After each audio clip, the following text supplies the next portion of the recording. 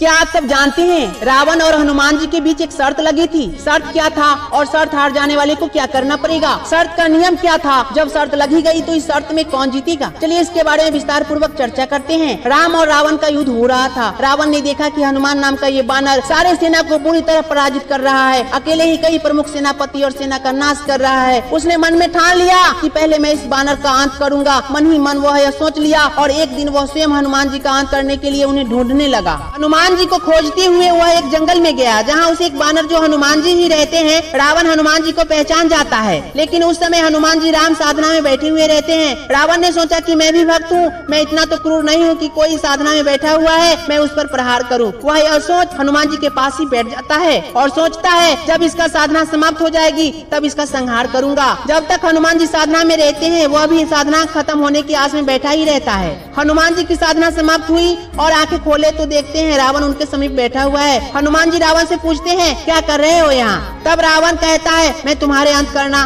चाहता हूँ और तुम्हारे अंत करने ही यहाँ आया हूँ। मैंने देखा है तुम अकेले ही मेरे सेना और सेनापतियों को काल की ग्रास पल भर में ही बना देते हो। इस तरह तो मेरा पराजित हो जाएगा। ये नौबत आने से पहले मैं तुमसे युद्ध करके तुम्हें समाप्त कर दूंगा, इसीलिए मैं यहाँ आया हूँ। तब हनुमान जी कहते हैं देखो रावण, जब मैं और तुम युद्ध करेंगे तो फिर प्रभु श्री राम क्या करेंगे। अगर तुम चाहते हो कि मैं युद्ध में भाग नहीं लूँ तो एक शर्त रखता हूँ, एक मुष्टि प्रहार मेरे ऊपर तुम करो और एक मुष्टि प्रहार तुम्हारे ऊपर मैं करूंगा और जो विचलित होगा उसका हार होगा। अगर मैं हार गया यानी विचलित हुआ तो मैं प्रभु श्री राम की तरफ से सहयोग करने हेतु तुम्हारे विपक्ष युद्ध नहीं करूंगा। तुम हारे तो तुम जानो। रावण को यह शर्त अच्छा लगा और मन ही मन सोचता है कोई युद्ध भी नहीं होगा और मैं इस बानर को एक ही मुष्टि प्रहार में यमलोक भेज दूंगा। हनुमान जी कहते हैं मारो रावण, पहले तुम ही मारो। अगर मैं तुम्हें पहले मुक्का मार दिया तो हो सकता है तुम बचो ही नहीं मुझ पर मुष्टि प्रहार करने के लिए। रावण अपनी पूरी शक्ति लगाकर हनुमान जी पर मुष्टि प्रहार करता है, लेकिन हनुमान जी अपने जगह से टस से मस नहीं होते हैं। रावण आश्चर्य में पड़ जाता है और पूछता है बोलो तुम्हें पीड़ा हो रही है,